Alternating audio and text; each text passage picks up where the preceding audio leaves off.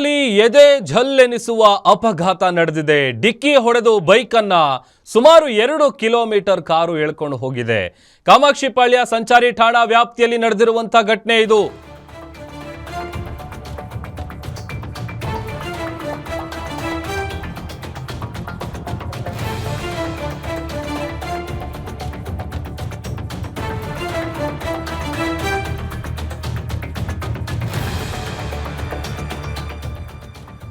ಬೆಂಗಳೂರಲ್ಲಿ ಎದೆ ಝಲ್ಲನಿಸುವಂತಹ ಆಕ್ಸಿಡೆಂಟ್ ನಡೆದಿದೆ. ಡಿಕ್ಕಿ ಹೊಡೆದು ಬೈಕನ್ನ 2 ಕಿಲೋಮೀಟರ್ ಎಳ್ಕೊಂಡು ಹೋಗಿದೆ ಕಾರು. ಕಾಮಾಕ್ಷಿಪಾಳ್ಯ ಸಂಚಾರಿ ಠಾಣಾ ವ್ಯಾಪ್ತಿಯಲ್ಲಿ ನಡೆದಿರುವಂತಹ ಅಪಘಾತ ಇದು. ಫೋನ್ ಬಂದಿದ್ದಕ್ಕೆ ಬೈಕ್ ಸ್ಲೋ ಮಾಡಿದ್ದಾನೆ ಸವಾರ ರೋಹಿತ್. ಈ ವೇಳೆ ಹಿಂದೆಯಿಂದ ಬಂದು ಕಾರೊಂದು ಗುದ್ಕೊಂಡು ಹೋಗಿದೆ. ಸಣ್ಣ ಪುಟ್ಟ ಗಾಯದೊಂದಿಗೆ ಬೈಕ್ ಸವಾರ ಪಾರಾಗಿದ್ದಾನೆ. ಶಿವಕುಮಾರ್ ಎಂಬ ಕಾರು ಚಾಲಕ. ಪೊಲೀಸರು ಆತನನ್ನು ವಶಕ್ಕೆ ಪಡೆದಿದ್ದಾರೆ. ಮಾರ್ಕ್ ಮಾಡಿ ತೋರಿಸ್ತಾ ಇದೀವಲ್ಲ, ಇದೇ ಕಾರು. ಹೆಚ್ಚು ಕಡಿಮೆ 2 ಕಿಲೋಮೀಟರ್ವರೆಗೂ ಆ ಬೈಕ್ನ ಎಳ್ಕೊಂಡು ಹೋಗಿದ್ದಾನೆ ಈತ. ಈಗ ಆ ಬೈಕ್ನ ಚಾಲಕ ಸದ್ಯ ಸಣ್ಣ ಪುಟ್ಟ ಗಾಯದಿಂದ ಪ್ರಾಣಾಪಾಯದಿಂದ ಪಾರಾಗಿದ್ದಾನೆ.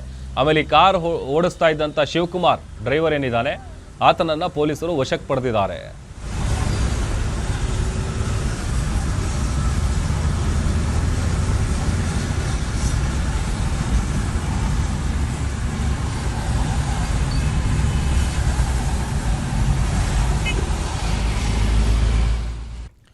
ಮತ್ತಷ್ಟು ಡೀಟೇಲ್ಸ್ ಕೊಡ್ತಾರೆ ನಮ್ಮ senior crime reporter Ajay Gowda ದೂರವಾಣಿ ಸಂಪರ್ಕದಲ್ಲಿ ಜಾಯ್ನ್ ಆಗಿದ್ದಾರೆ. ಅಜಯ್, ಏನಿದು ಆತ 2 ಕಿಲೋಮೀಟರ್ ಬೈಕ್ನ ಎಳ್ಕೊಂಡು ಹೋಗಿದ್ದಾನೆ ಅಂತ ಹೇಳಿ ಗೊತ್ತಾಗ್ತಾ ಇದೆಯಲ್ಲ, ಹೇಗೆ ನಡೀತು ಇದು ಆಕ್ಸಿಡೆಂಟು? ಪ್ರಭು, ಏನು ಕಾಮಾಕ್ಷಿಪಾಳ್ಯ ಸಂಚಾರಿ ಪೊಲೀಸ್ ಠಾಣಾ ವ್ಯಾಪ್ತಿಯಲ್ಲಿ ಇಂದು ಆಲ್ಮೋಸ್ಟ್ ಒಂದು 9-9:30 ಸುಮಾರಿಗೆ ಈ ಒಂದು ಘಟನೆ ನಡೆದಿರುವಂತದ್ದು. ಅಂದ್ರೆ ಇಲ್ಲಿ ಕಾಮಾಕ್ಷಿಪಾಳ್ಯ ಪೊಲೀಸ್ ಠಾಣಾ ವ್ಯಾಪ್ತಿಯ ಸುಮ್ನಹಳ್ಳಿ ಜಂಕ್ಷನ್ ಇಂದ ನಾಯಂಡಹಳ್ಳಿ ಜಂಕ್ಷನ್ಗೆ ಹೋಗುವಂತ ಒಂದು ರಿಂಗ್ ರೋಡ್ ಏನಿದೆ, ಆ ರಿಂಗ್ ರೋಡ್ ನಲ್ಲಿ ಹೋಗುವಂತ ಸಂದರ್ಭದಲ್ಲಿ ಈ ಕಾರು ಚಾಲಕ ಶಿವಕುಮಾರ್ ಎಂಬಾತ ಒಂದು ಗಾಡಿಗೆ 2 ವೀಲರ್ಗೆ ಗುದ್ದು ನಿರಂತರವಾಗಿ ಆತನ ಯಾವಾಗ ಅಲ್ಲಿ ಗುದ್ದಂತ ಸಂದರ್ಭದಲ್ಲಿ ಆ ಕಾರು ಒಂದು ಕ್ರೆಟಾ ಕಾರ್ ಏನಿದೆ ಅದ್ರ ಕೆಳಗಡೆ ಸಿಗಾಕೊಳ್ಳುತ್ತೆ. ಅದನ್ನು ಕೂಡ ಆತ ಗಮನಿಸದೆ ನೇರವಾಗಿ ಒಂದು 2 ಕಿಲೋಮೀಟರ್ ಆಲ್ಮೋಸ್ಟ್ ನಾಯಂಡಹಳ್ಳಿ ಜಂಕ್ಷನ್ ವರ್ಗೂ ಕೂಡ ಅದನ್ನ ಕಾರ್ನ ಕೆಳಗಡೆ ಬಿದ್ದಿರುತ್ತೆ. ಅಂದ್ರೆ ಬೈಕು ಆ ಒಂದು ಸಂದರ್ಭದಲ್ಲಿ ಉಚ್ಕೊಂಡು ಕೂಡ ಅಲ್ಲಿ ಸಾಕಷ್ಟು ಸ್ಪಾರ್ಕ್ ಆಗಿ ಬೆಂಕಿ ಕೂಡ ಹತ್ಕೊಂತಾ ಇರುತ್ತೆ. ಆದ್ರೂ ಕೂಡ ಆತನಿಗೆ ಗಮನದಲ್ಲಿ ಇರೋದಿಲ್ಲ.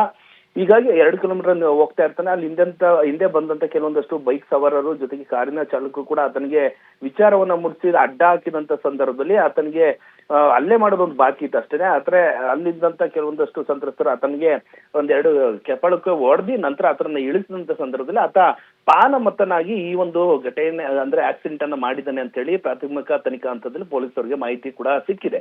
ಯಾವಾಗ ನಾಯಂಡಹಳ್ಳಿ ಜಂಕ್ಷನ್ಗೆ ಬರ್ತಾರೋ ಇಮಿಡಿಯೇಟ್ ಆಗಿ ಅಲ್ಲಿ ಗಾಡಿಯನ್ನ ಅಂದ್ರೆ ಆತ ಕಾರನ್ನ ಕ್ರೆಟಾ ಕಾರ್ ಏನಿದೆ ಅದನ್ನ ಅಡ್ಡ ಹಾಕಿ ನಂತರ ಪೊಲೀಸರಿಗೆ ಇನ್ಫಾರ್ಮ್ ಮಾಡ್ತಾರೆ. ಅದು ಘಟನೆ ನಡೆದಂತ ಸ್ಥಳ ಅಂದ್ರೆ ಸುಮ್ನಹಳ್ಳಿ ಜಂಕ್ಷನ್ ಏನಿದೆ ಅಂದ್ರೆ ಫ್ಲೈಓವರ್ ಮೇಲೆ ಅಲ್ಲಿ ಆಗಿರೋದ್ರಿಂದಾಗಿ ಕಾಮಾಕ್ಷಿಪಾಳ್ಯ ಸಂಚಾರಿ ಪೊಲೀಸ್ನವ್ರಿಗೆ ಆ ಒಂದು ಲಿಮಿಟ್ಸ್ ಬರುತ್ತೆ. ನಂತರ ನಾಯಂಡಹಳ್ಳಿ ಜಂಕ್ಷನ್ಗೆ ಹೋಗಿದಂತ ಸಂದರ್ಭದಲ್ಲಿ ಇಮಿಡಿಯೇಟ್ ಆಗಿ ಪೊಲೀಸ್ನವ್ರಿಗೆ ಮಾಹಿತಿನ ಕೊಡ್ತಾರೆ.